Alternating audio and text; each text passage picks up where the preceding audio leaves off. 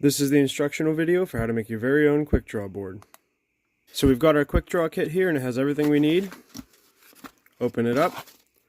We've got our blank PCB, got our power, got our stand, switches, ICs, LEDs, resistors, everything that we're going to need.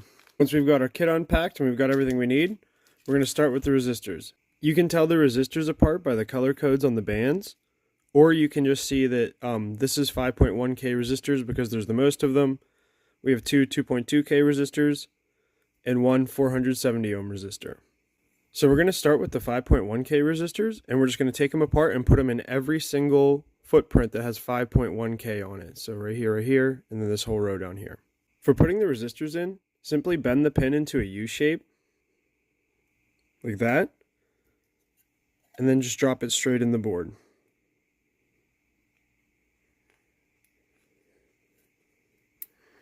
Pull it flush against the board, and then bend the pins on the back. Now that we got our first resistor in the board, we're going to turn on our soldering iron. I like to keep mine at about 560 degrees Fahrenheit for this soldering job, and you need to adjust your iron lower or higher depending on if the solder is flowing or if it's too hot. Every iron's a little bit different. I recommend using 0.6 millimeter lead-free solder. Now that our soldering iron is heated up, we want to adjust the board so we can get a good angle on it, tin the tip, and heat up the component and the pad. Once it's hot, flow a little bit of solder in there and remove it. Do the other side.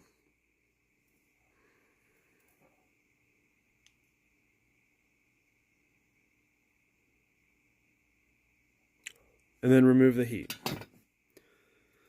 Let's check out our solder joints. All right. There's a little bit too much solder on there, but they're fully functional. We've made a good connection. Our component is flat against the board. Now that we've finished our first solder joints, we're going to bend our pins straight and we're going to clip them close to the solder joint.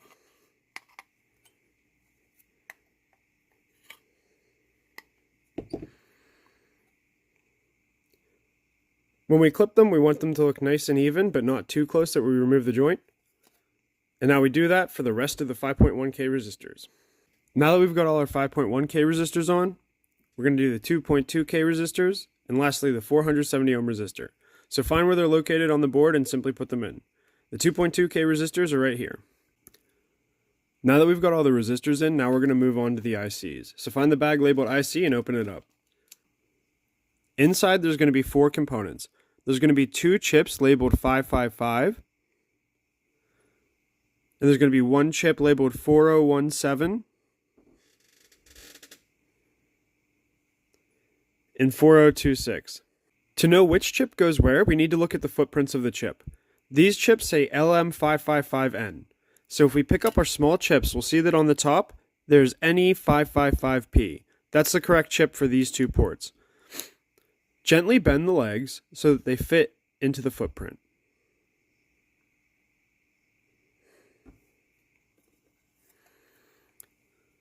Now that we've bent the legs, we can fit the chip into the footprint. Make sure that the chip, the little semicircle at the top, lines up with the semicircle on the footprint. So if you see here, there's a little indent on the chip. That's where we want to make sure it lines up with this footprint. And just drop it right in. Now do that for the rest of the ICs. Make sure that you use the correct IC for the label. This is the 4017. This is the 4026. And when you're putting the chips in, again, make sure that this little indent at the top lines up with the indent on the footprint. Now that we've got all the ICs on the board, you want to push them and make sure that they're in. You don't want to push too hard, but you got to make sure they're in there firm. Now we're going to gently flip our board over and start soldering. So use your fingers to hold them down.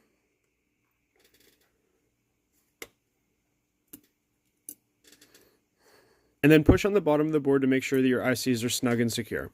Now take your soldering iron and tin the tip, and you want to solder 1 pin of each corner of the chips just to make sure that they're in place. Once you've got the corner soldered in, you can go ahead and do the rest of them.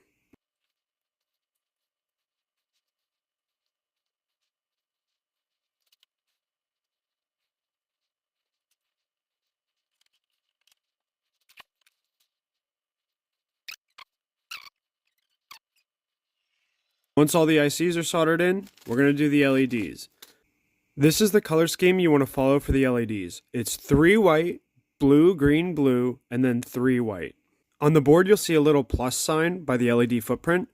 Make sure that you put the long leg of the LED into that footprint. The long leg is the positive side of the LED and the short leg is the negative, so make sure you put them in as such.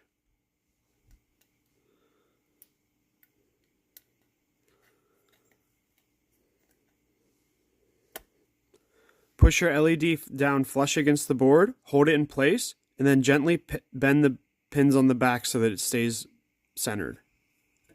Solder in your LEDs one at a time, and when your LED is straight and soldered in, go ahead and bend the legs straight up and then clip them. Now go ahead and do this for all the LEDs. White, white, white, blue, green, blue, white, white, white. Remember to follow this color pattern. Now we've got all our LEDs soldered and clipped onto our board. They're straight. We're ready to move on to the next step.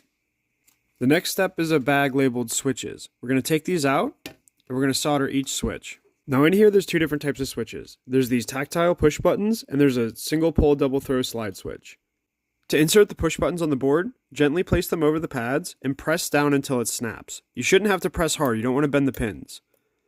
But when you push down, it's going to snap into place and it's going to be flush against the board.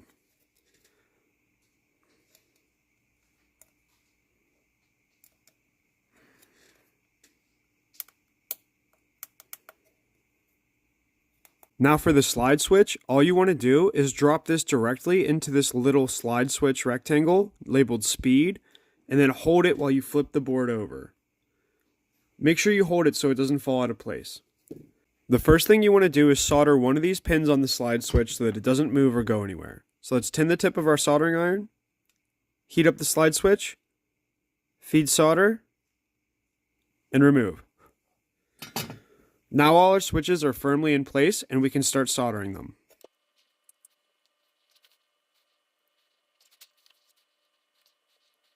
Now that all our switches are soldered into place, we're going to grab our bag labeled capacitors.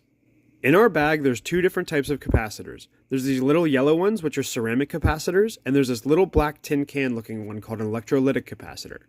Electrolytic capacitors, just like LEDs, are polar, meaning they have a positive long leg and a negative short leg. So when soldering the electrolytic capacitor, make sure that you put it with the long leg in the left where this little plus sign is. So we'll take our electrolytic capacitor, we'll make sure the long leg is on the left, and we're going to drop it straight into this little circular footprint down here. Drop it until it's flush with the board, and then bend the pin so it doesn't move. Then flip your board upside down and solder in the electrolytic capacitor. Clip the legs and we'll move on to the ceramic capacitors. The ceramic capacitors are non-polar, so you can put them in any way, it doesn't matter. So just go ahead, find the footprint, and drop in your ceramic capacitors.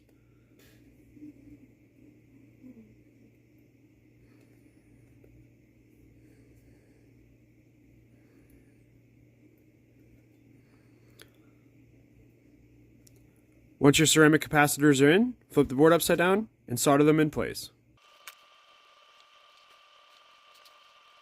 Now trim the legs of your ceramic capacitors.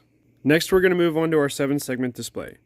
The 7-segment display has a small decimal right here. Make sure this lines up with the little decimal on the footprint of the 7-segment display. You might have to gently bend the pins, but this should drop in fairly easily. Just place it over the pad and wiggle it until it falls into place. And if it's not going in right away, look at the pins and see which ones need bent where. You can use a small pair of tweezers to adjust the legs.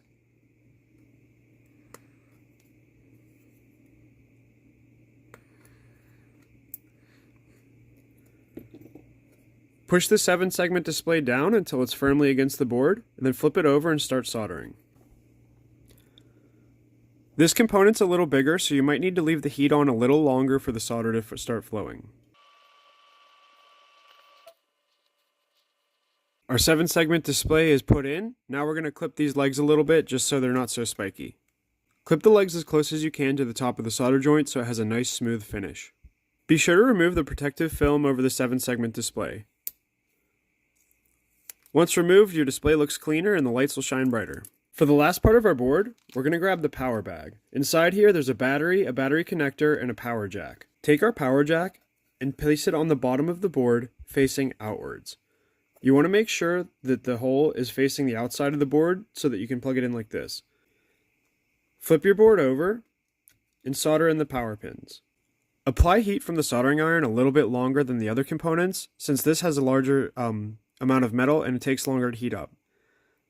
Feed in solder until the pad is completely covered and the solder has flowed and connected to everything.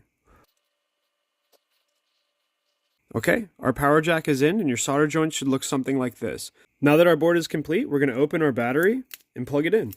Take your battery connector and your battery, push down until it snaps. Now that our battery connector is in place, let's see if it works.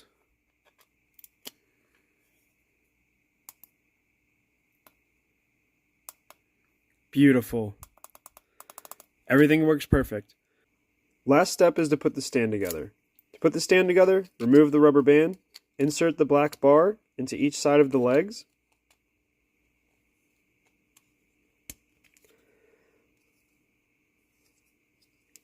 And then you have a beautiful desk display.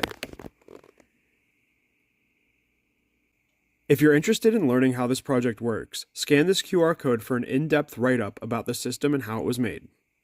Thank you for buying the Quick Draw, thank you for watching this soldering, and I hope you enjoy your project.